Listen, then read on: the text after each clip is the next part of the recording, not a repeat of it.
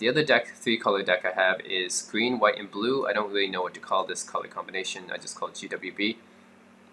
It's also a modern deck, and this one is a little bit more refined since I played a little bit more. But you're gonna see the color combinations here. I have Fleecemane Lions, and actually let's start with the lands first. I have Godless Shrines, Marsh Flats for black and white, Overgrown Tomb, which is black and green, and I have Reflecting Pool, Temple Garden, Temple of Melody, and Temple of Silence, Verdant Catacombs for Swamps and Forests. In real life, I have Windswept Heaths as well. I don't have Windswept Heaths here, but in real life I do have it. And I don't know, like they're expensive, Windswept Heaths, but I feel like I don't really need it as much to buy it for this deck. I mean, I would just buy for this deck, but probably not that necessary because I have Temple of Malady and Temple of Plenty. So that's why that's there. And Sword of Fire and Ice is really good. One of the best equipments in the game. 3 mana +2/+2, pro red and blue. When it deals combat damage, it deals 2 damage and draw a card. It just does so much for 3 mana and 2 mana equip. This is probably one of the best equipments in the game, along with Umezwa's Chit, which is banned. I can't use Umezwa's Chit. I would, because I have it. I have Umezwa's Chit. Whenever it deals combat damage, you get 2 charge counters. You remove the charge counter to do a whole bunch of stuff that you pump out your creature, kill another creature, gain 2 life. Basically, it's the best equipment in the game, but it's banned because it's so good. So, yeah. This Skull Clamp is also banned because it's too good. Otherwise, I would use it in a bunch of my decks. Skull Clamp is, whenever a creature dies, you draw 2 cards. You can really abuse it with 1 toughness creatures, so that's why they banned that. But otherwise, Sword of Fire and Ice. I also have Sword of Light, not Light and Shadow. What's the other one? Feast and Famine. This is probably the second best one. Whenever it deals combat damage, that player discards a card. You untap all lands you control, so basically use it again. Now, Body and Mind as well. But basically, I think this Feast and Famine is probably the second best one. Light and Shadow, probably the third best one for the swords. And Batter Skull, that's another great equipment. There's a whole bunch of good equipments, but I think Sword of Fire and Ice is up there. Okay, I also have Anafenza. 3 mana for 4/4. When it attacks, get a +1/+1 counter on another tapped creature I control, which in most cases attacks, and then if something's already tapped, then it gets pumped up. And if a creature card gets... Also, it defeats most of the opponent's graveyard decks, so if a creature card gets put in the opponent's graveyard, if someone's playing some kind of reanimation deck, then this card single-handedly nerfs that. So it's also a good sideboard card as well.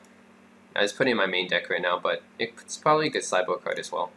Fleecemane Mine, 2 mana for 3/3, which is already pretty good, and then 5 mana to give it a +1/+1 and make it hexproof and indestructible, which basically means it can't be killed.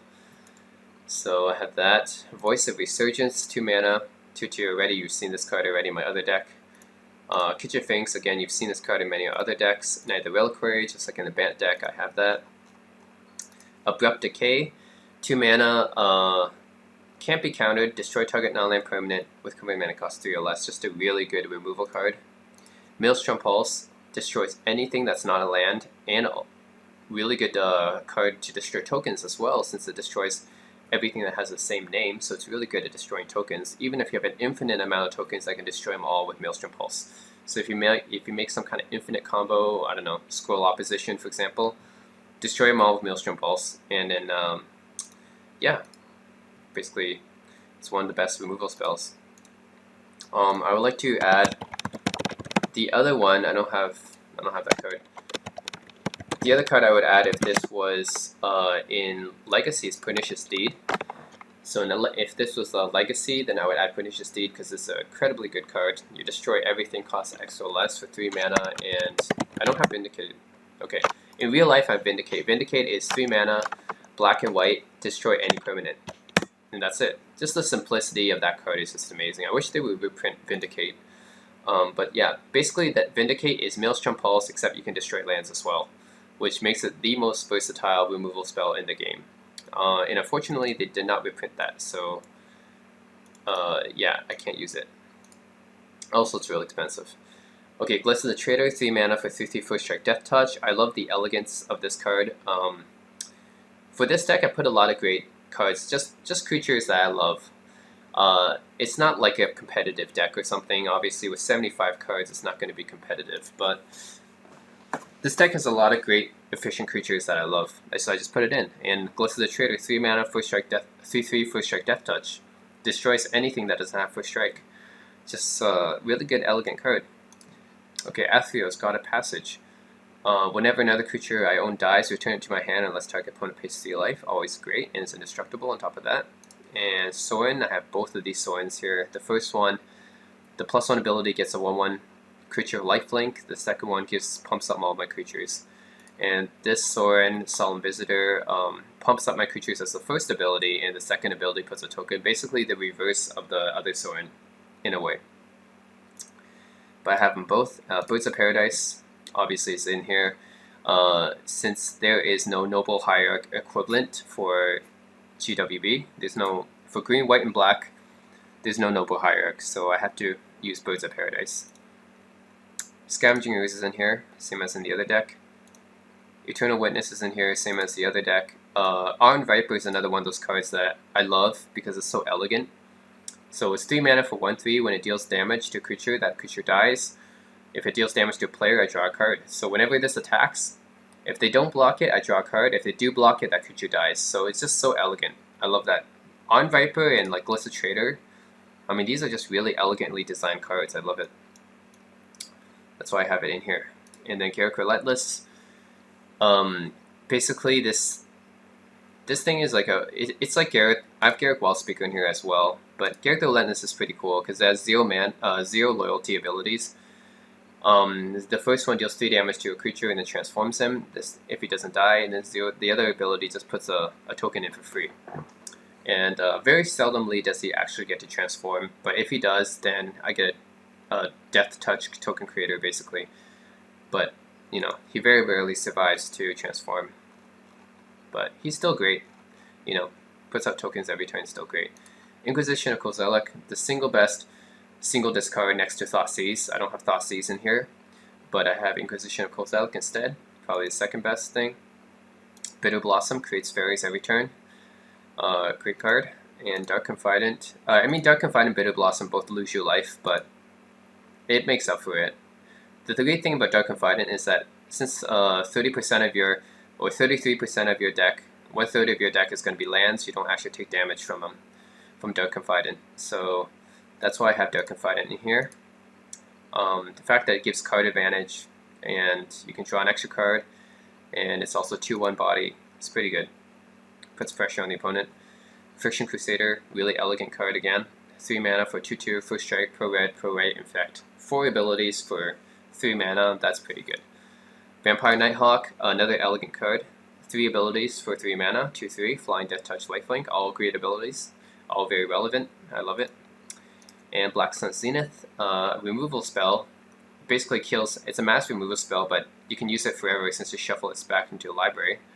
It's -1/-1 counters, which means that even if the creatures don't die, at least they get smaller. That's awesome. Okay, for white, I have Path to Exile. Again, one of the best white instants ever. Brimaz, I have in here as well. Fiendslayer Paladin. I just have Fiendslayer Paladin because I think it's a pretty nice card. It's I like really efficient creatures. This being a white knight, basically, with well, it can't be a target of black or red spells. It's kind of like a silver knight / black knight / a lifelink. Yeah, you have a bit of what's that other card? The 2 mana Kithkin that gives this a life first strike and lifelink. Is that Kithkin Knight or something? What is that? Okay, this one, Knight of Meadowgrain. That's what I'm talking about.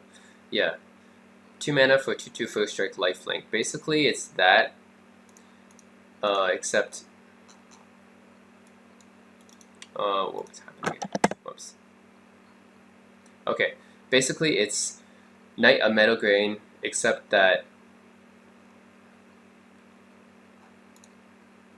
okay, here we go.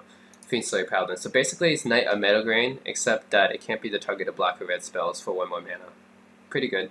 I also think Paladin on Beck is pretty nice. Do I have Paladin on Beck? Yeah, I do. Okay. 3 mana for 2/2 for strike pro red and pro black.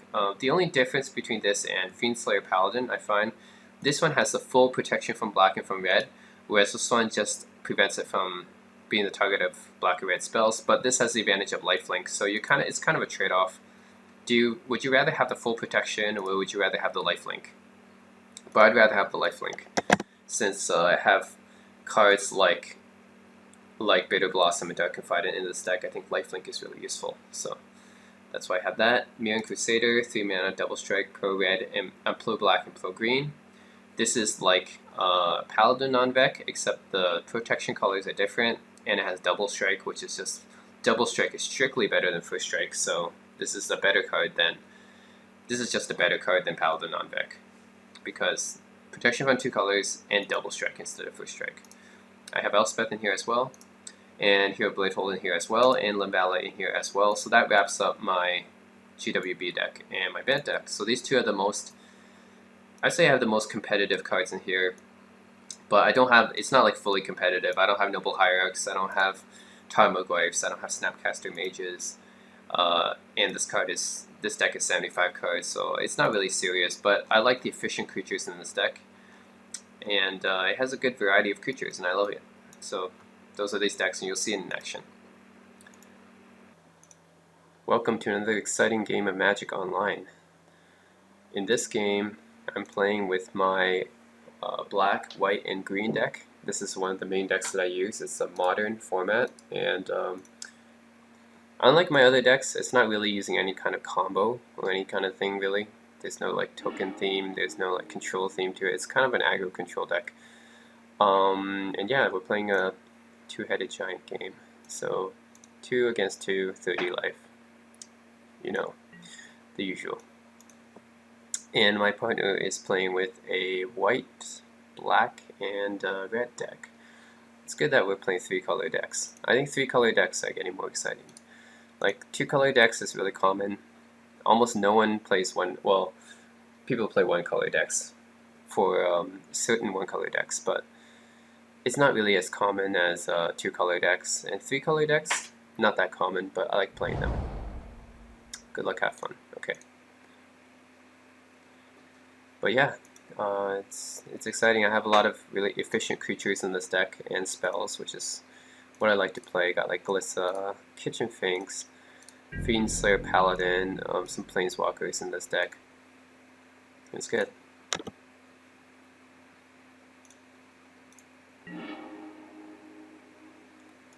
Ahoyo, but on Kabbalah's Shrine, don't play the 2 life.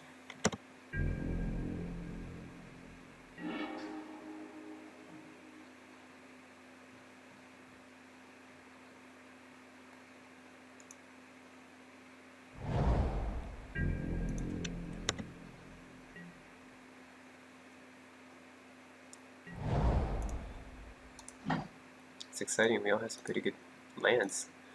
All of us put out a rare land on the first turn. Cool.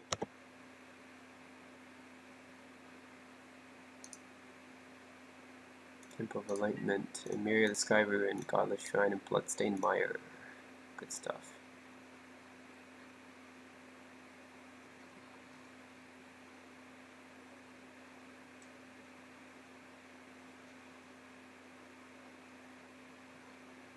Also has a Polluted Delta. That's a really good land.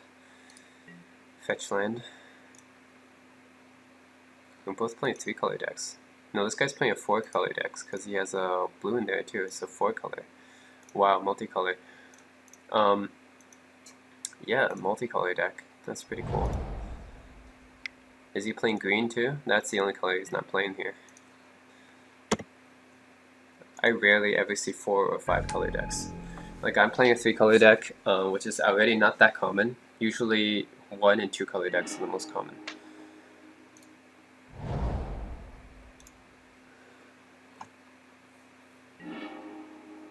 Path to Exile, I'm keeping that. That's a good card.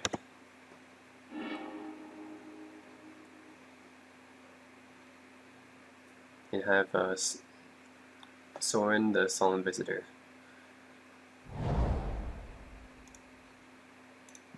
I have 2 Soins in this deck. I have the other Soin in here too. Yep.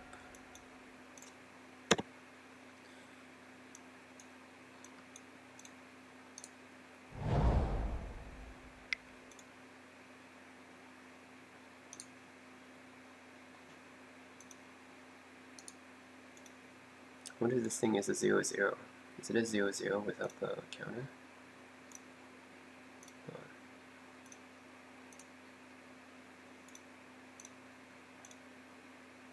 Oh, it's a 1/1. The +1/+1 counter on it. The base stat is that. I wonder if the base stat is a 0/0. Oh.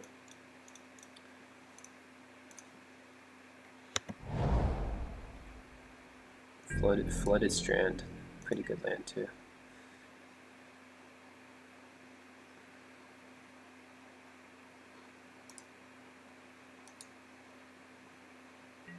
Huh. Cool card.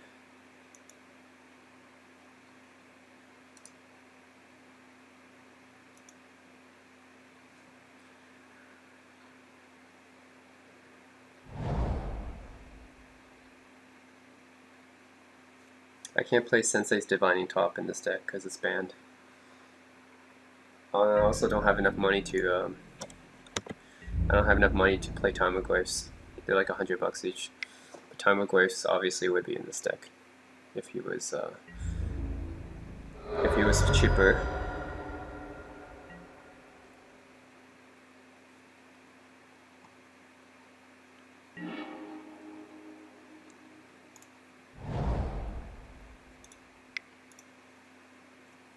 That's it. How come this isn't a 2/2? It's 1 mana for 1/1 with +1. She should be 2/2, right? I don't get it.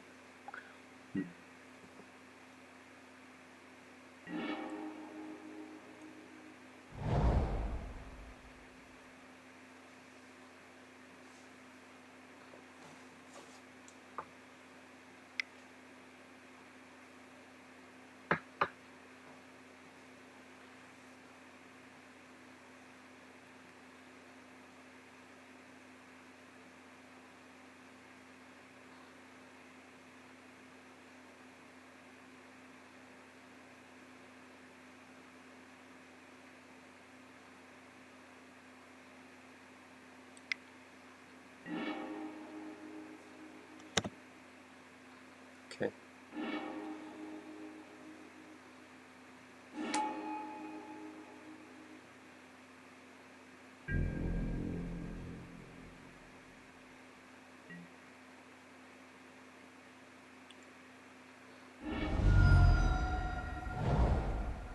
Watery Grave. It's a pretty good land. Everyone's playing with shock lands and fetch lands. Which always means that there's some rich guys playing some pretty good decks here. Because those lands aren't cheap. Yeah.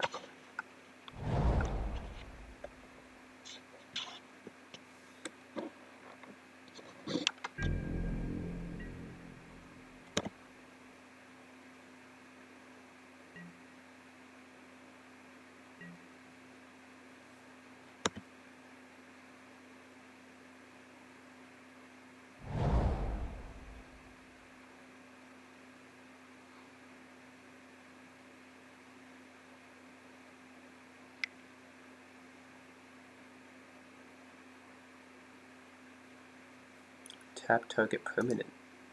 Huh. Interesting. Scepter of Dominance. Haven't really seen this card much before. But it's interesting. Okay. As expected, he's tapping my thing so I can't use it. Tapping my land so I can't use it during my turn, which I'm fine with.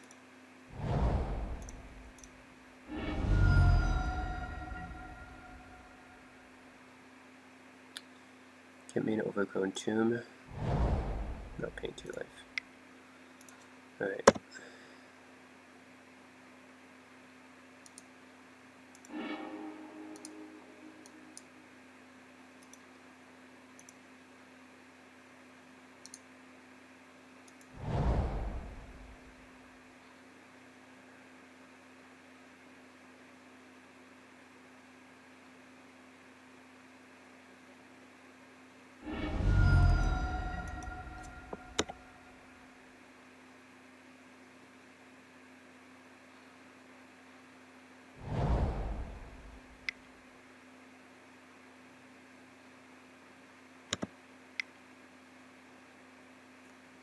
Counterspell.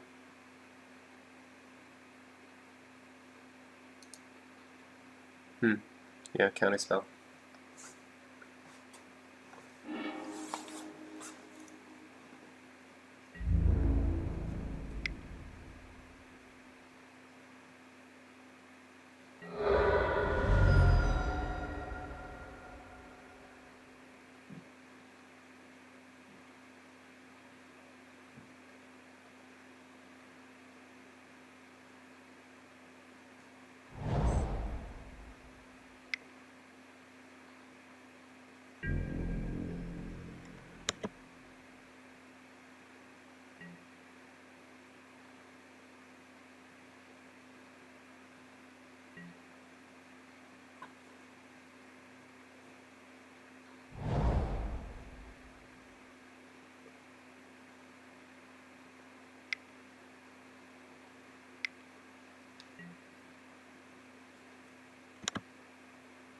Oh, we got ourselves a control deck here.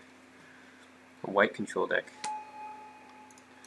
Locks it on Gatekeeper. Everything I put out comes into the battlefield tapped, which is really annoying. But that being a control deck, you can see why it's like that. Some more cards in his hand. I'll target him. Inquisition of Kozilek. Deal his hand. Non-land card, converting mana cost 3 or less. Discard it.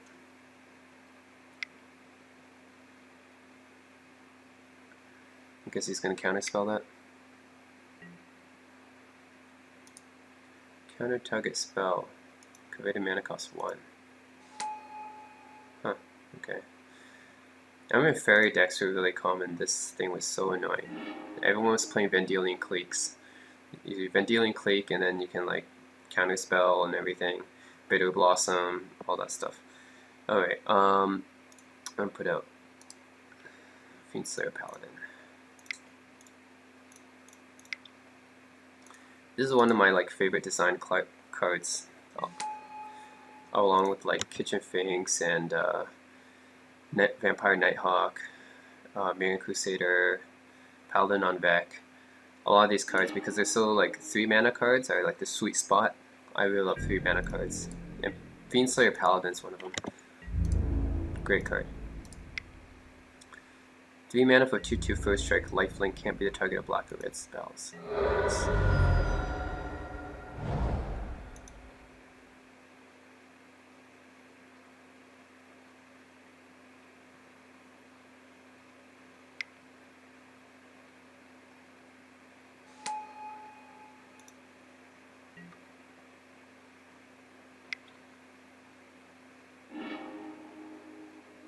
Path to Exile. Huh, okay.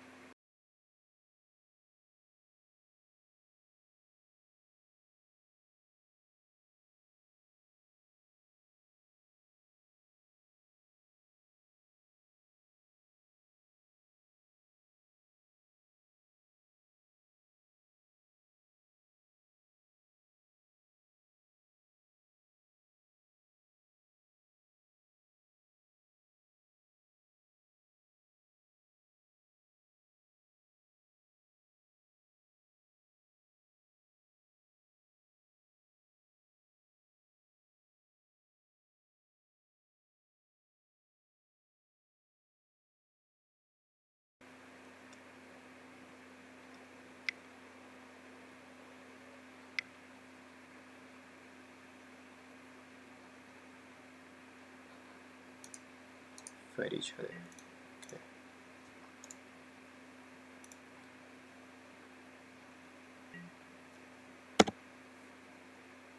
Guess it dies.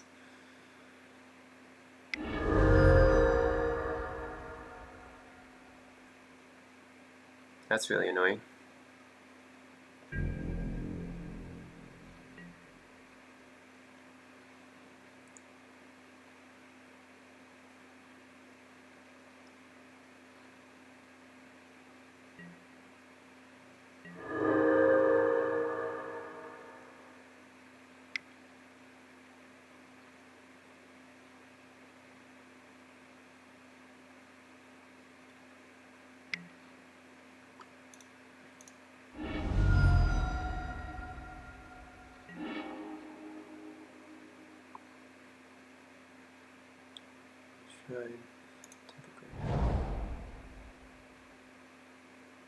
Now I wonder which takes precedence here. If I pay 2 life, does it still come into play tapped?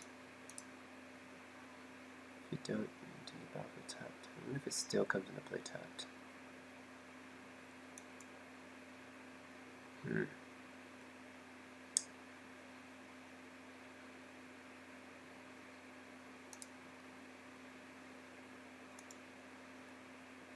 I wonder about this.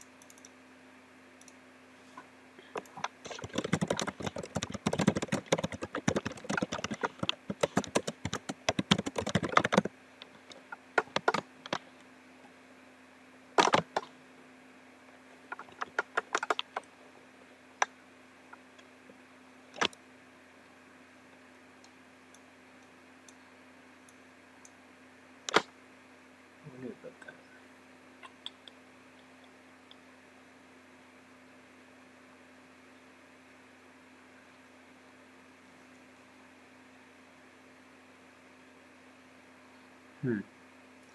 Interesting. Okay.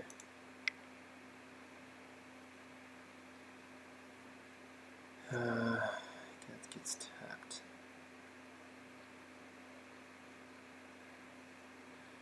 I'm going to cast a Path to Exile on this thing. The reason for that is because I really want to play my Sorin to get rid of his Sorin. And I can't do that if I don't have 4 mana. I need to have 4 mana.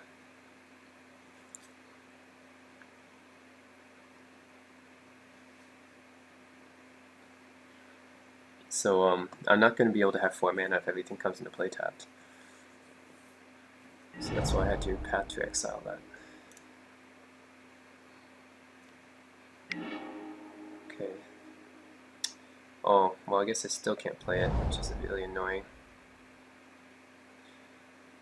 I can play something else. Stupid Sorin Solemn Visitor here. It's got 2 loyalty on it. Because he put a vampire into play.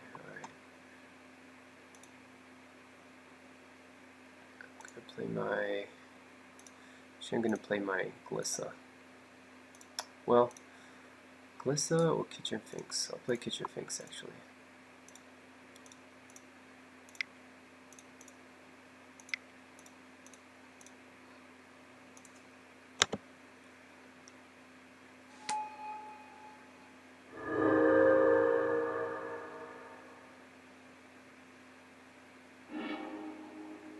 Oh, he has the other Sorin. Lord of Innistrad, that's right. So I guess we all have Sorins out on the battlefield, or no, in our hands now. He's got a Sorin Lord of Innistrad, I've got a Sorin Solemn Visitor, he's got a Sorin Solemn Visitor. We all got Sorins in our hand. Funny.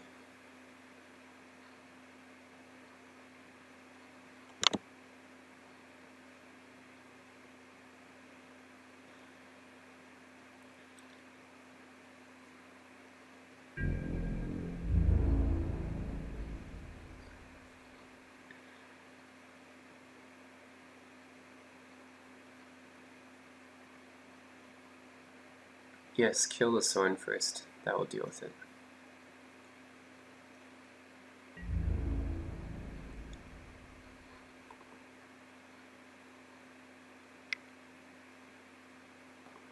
Have to exile. Huh. I guess that was to save a Sorin.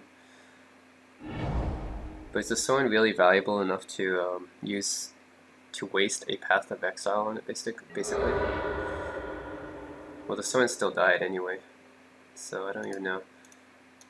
I don't know what was the point of that, actually. He didn't block? Really? So why did he Path to Exile? I don't get it. Interesting. He Path to Exile that because he wanted to protect his Sorin, yet he didn't block the other one. That's really weird.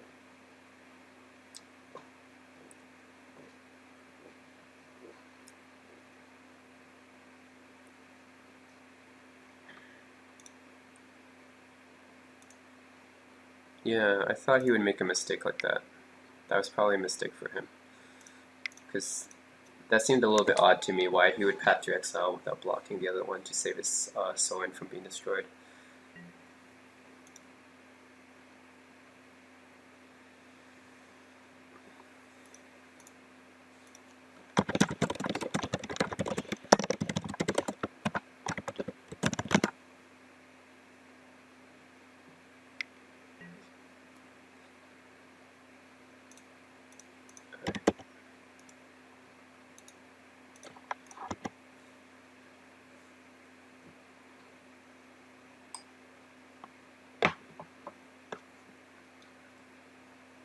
Okay, I got a Voice of Resurgence in my hand, which should help against those counter spells or instants that gets played during my turn.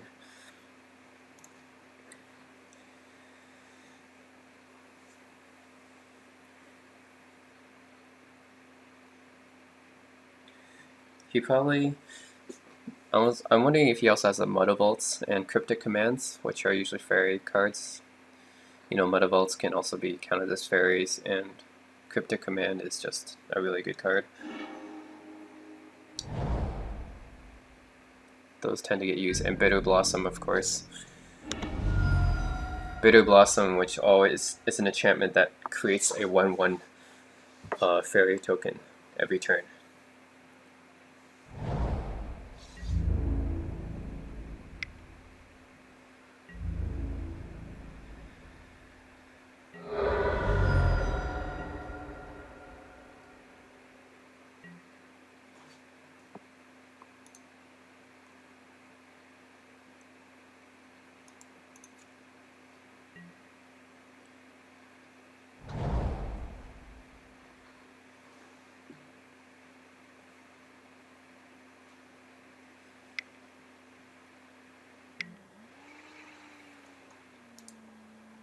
Destroy target artifact or enchantment. Right.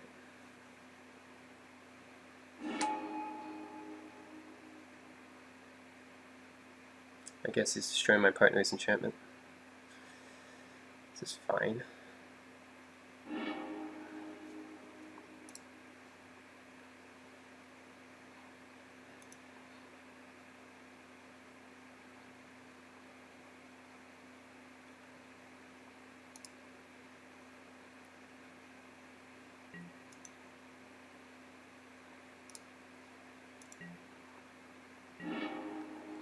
Overgrown 2.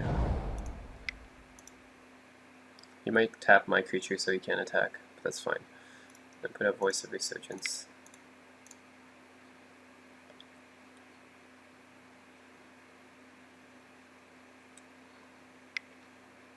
Let's counterspell that.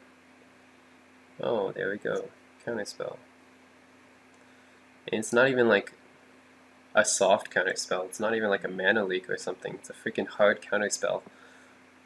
Which means I can't even do anything about that. It's so annoying. Pretty annoying. It's not even a soft one. Not like a remand, not like a mana leak. Nope, straight up counterspell if he has the amount of fairies. Okay, I'll put out Sorin.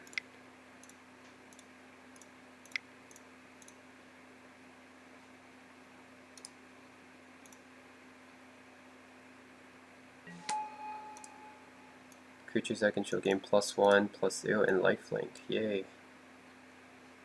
But then he's probably going to tap my creature. Right?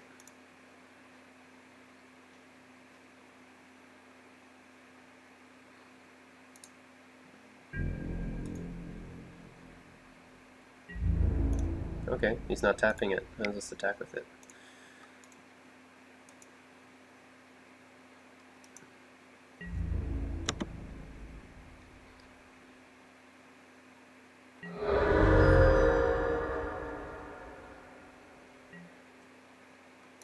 It's 5 loyalty, it's fine.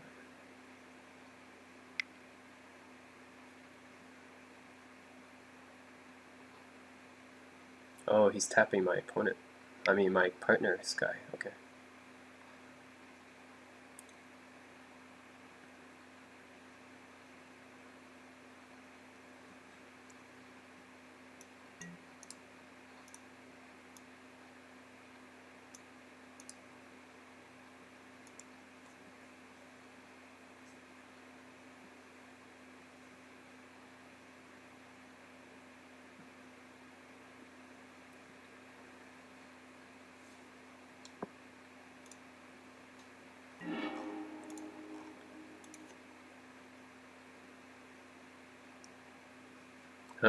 Same mistake. It's funny. Lightning Bolt's a good card. 3 damage for 1 mana. Can't get better than that.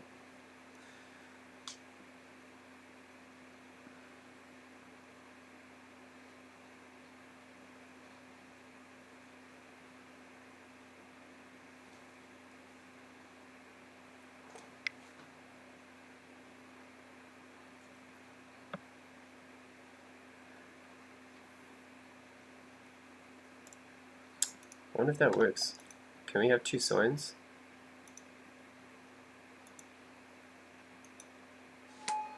I guess we can. We have 2 Sorens with, I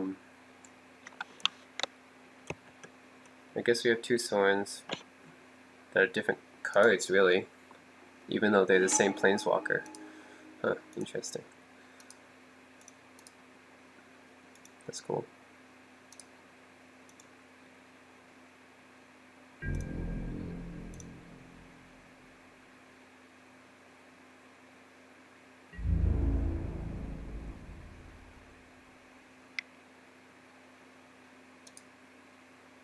Nice.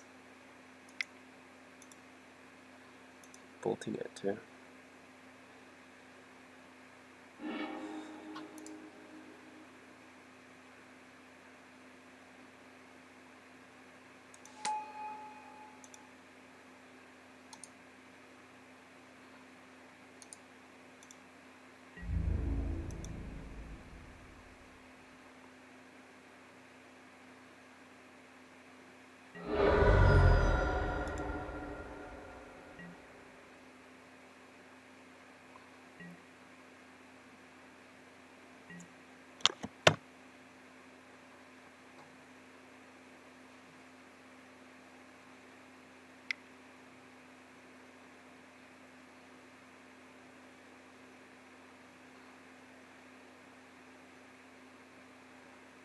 Oh, here comes the Bitter Blossom. I was kind of expecting that. That's the card I was talking about. Every turn he makes 1/1 fairies. It's typical fairy card. Well, actually I use it too. It's not just a fairy card, it's just in general a good card. 2 mana for something that gives you a constant supply of tokens for just 1 life is pretty good. No, he killed the Sorin. My partner still has the emblem. Still keeps the emblem, I guess.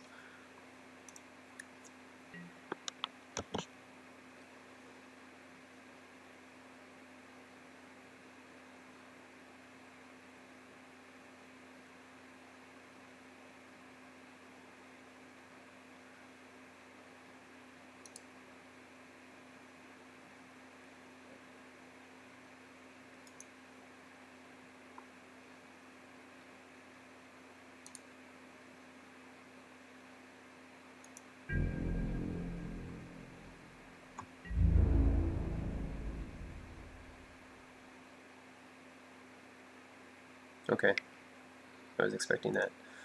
Well, that just means that I have to use his +1 ability next turn and not his minus ability, which I'm fine with, because his minus ability is just to make a 2/2 flying token. Kind of underwhelming. But I would actually rather have the 4/2 lifelink rather than the 2/2 token, which is going to die from a block anyway, or from this land arena. It's probably just going to die anyway, so I'm actually happy to use the +1 ability on Sorin.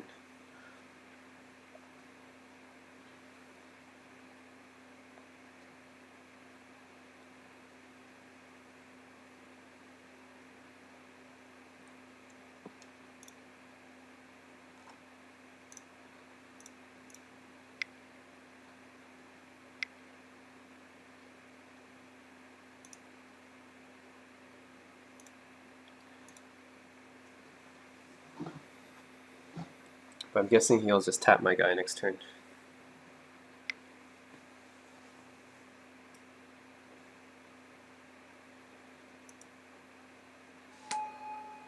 Yeah, 2/2.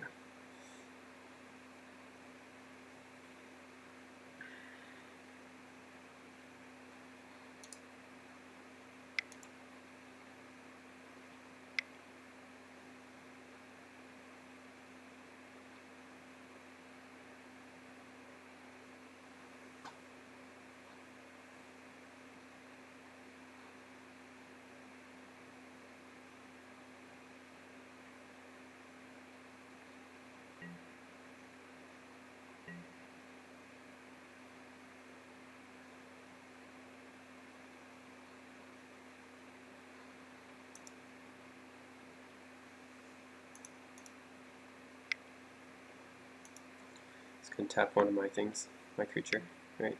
Okay. Thought as much. Thought about as much. There, I got my creature, Dark Confidant. Every turn I reveal the top card of my library, put it into my hand, and lose life to the mana cost. A lot of people, when I play this card, think, oh, why are you playing that card? It seems like a bad card, but actually it does give you advantage over time, considering that 1/3 of your deck is basically lands, and lands have no mana cost. So if you get a land out of this guy, and you look at the top card, it's a land, you basically get that for free. So basically it's free card draw 33% of the time. The other 2/3 of the time, well, my deck doesn't contain anything more than 4 mana.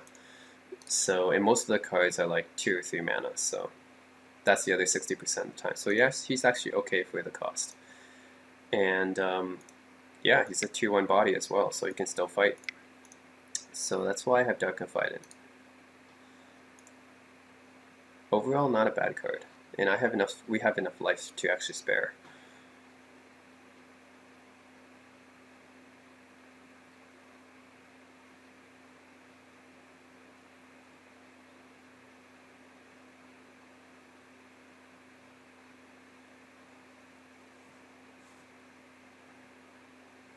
You know, the cheap thing about this card is that he can actually tap another card, another permanent,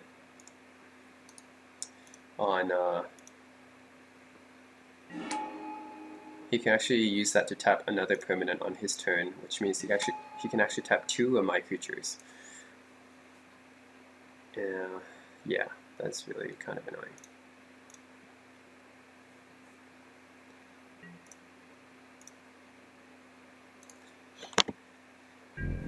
Yeah, so you can actually tap 2 of my creatures.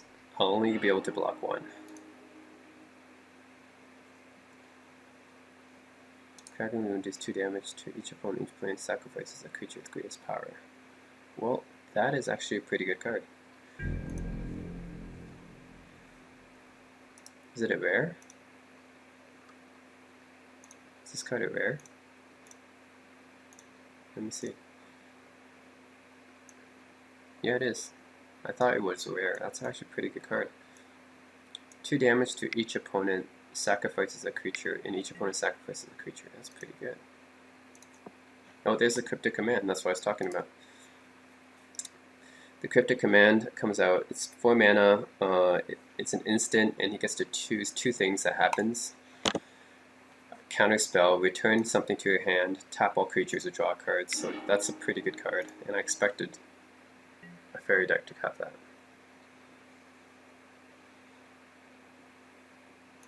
And yeah, he tapped all my creatures because he wants to kill my Sorin, I'm guessing. He wants this guy to kill my Sorin. But to waste a Cryptic Command on it, I'm not sure. I mean, Sorin is good, but this guy, Sorin Solemn Visitor, is not like an Elspeth Knight Errant. He's not like a Jace Mind Sculptor. Whatever. I mean, if he wants to use a Cryptic Command to kill my Sorin, that's fine.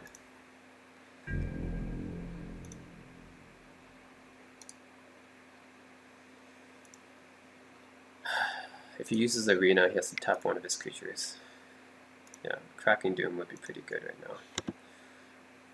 I mean, it wouldn't do much for his 1/1s on that side, but for the 2/2s, 2/3, killing one of them would be pretty good.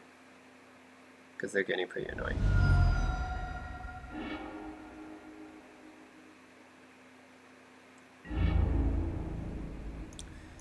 Ooh, and it also means he can't kill my Sorin. Nice. He can no longer kill my Sorin.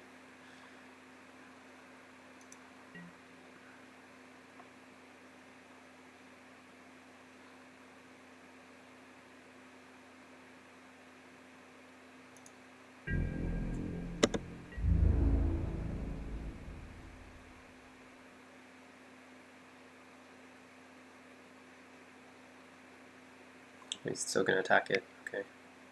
But at least it won't die. At least it won't die this time.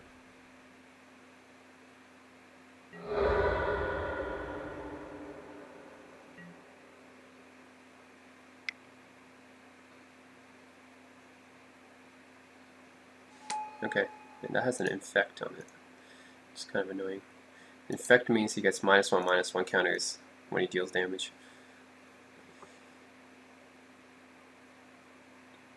That combined with this arena card means that it's pretty much permanent. Okay, I get to reveal top card of my deck and then lose life equal to the mana cost with Dark Confidant.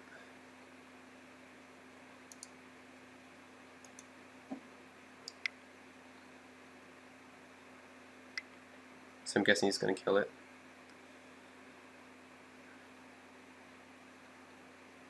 Tapping his infect guy. Okay, he's tapping his little infect guy. I'm going to choose my death touch guy because I have death touch. That means he dies if he tries to fight me. Yeah, there we go. Take that. Try to fight me, huh? I'll just put my death touch guy there. Alright.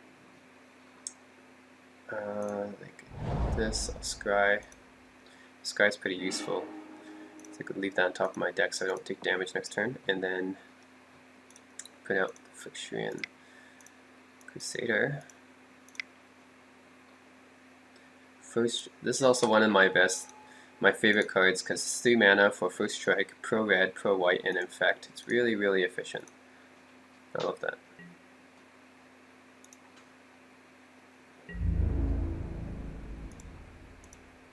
Attack with these guys.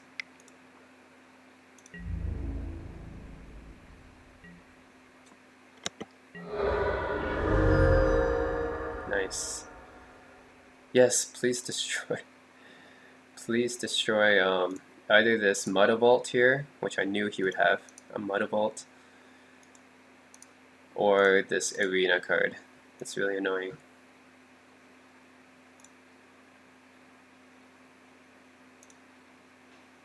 Let me message this guy actually.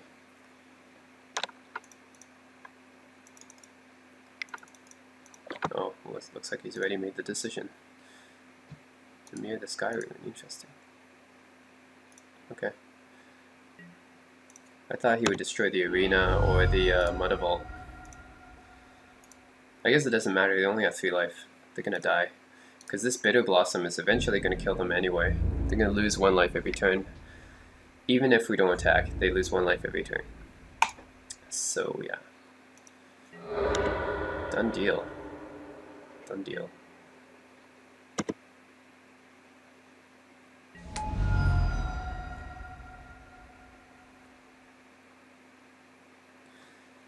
Done deal, folks. This game's about wrapped up. Sure, attack with a Mudavault. Doesn't matter. Doesn't matter because it's 33-2. Not much to talk about here.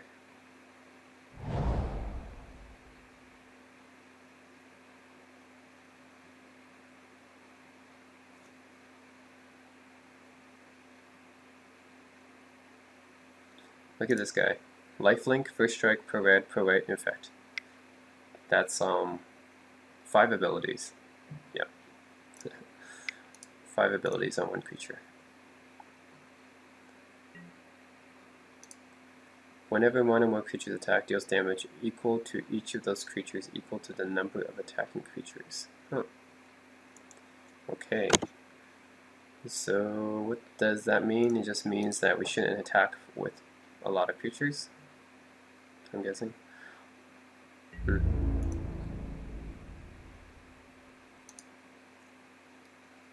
Yeah. Well, it still doesn't matter. It's a little bit too late. It's only at 2 life.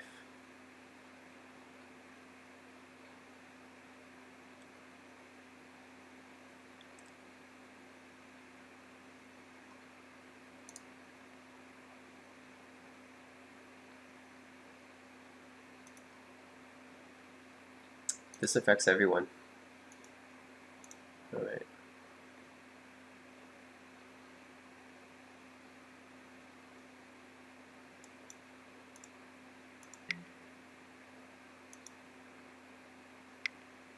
Okay, fine.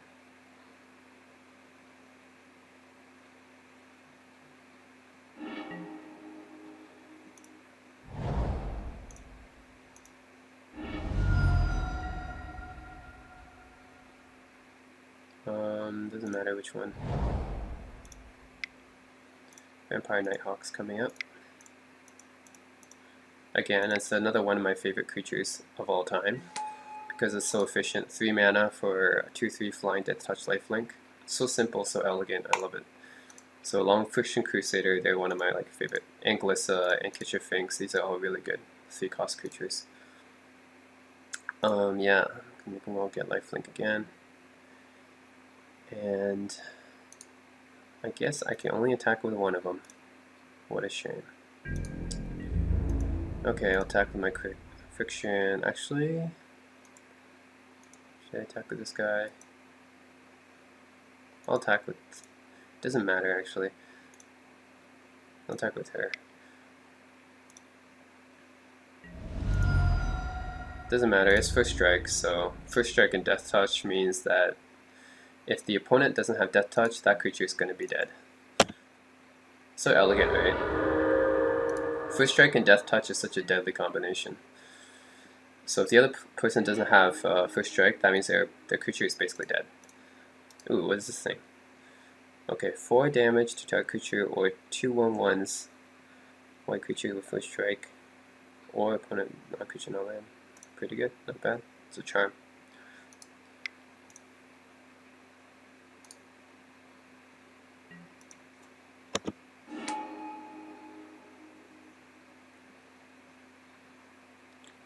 Okay, so they're going to be at 1 life. After the Bitter Blossom, they're going to be at 1 life. It's only a matter of time. And then GG.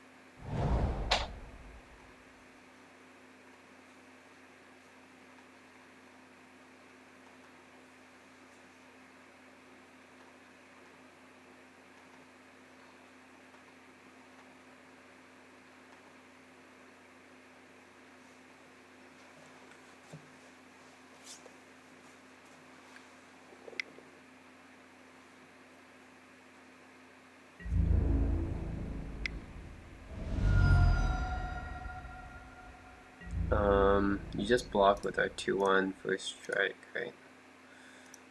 Or just 2/1. Yeah. They're dead next turn, guaranteed because of the Bitter Blossom. Doesn't matter.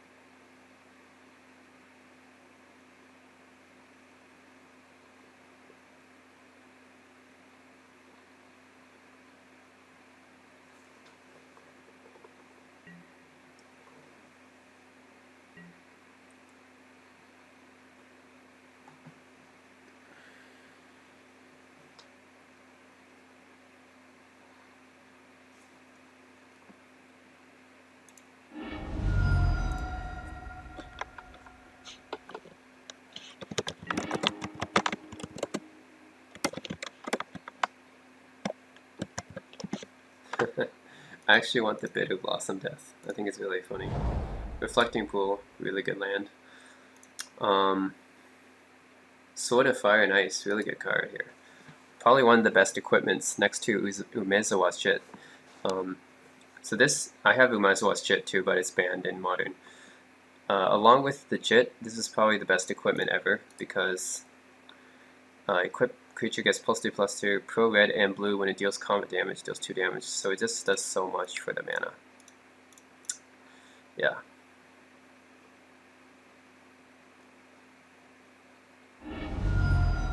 Oh, come on! I wanted the Bitter Blossom Death. Okay, whatever. GG.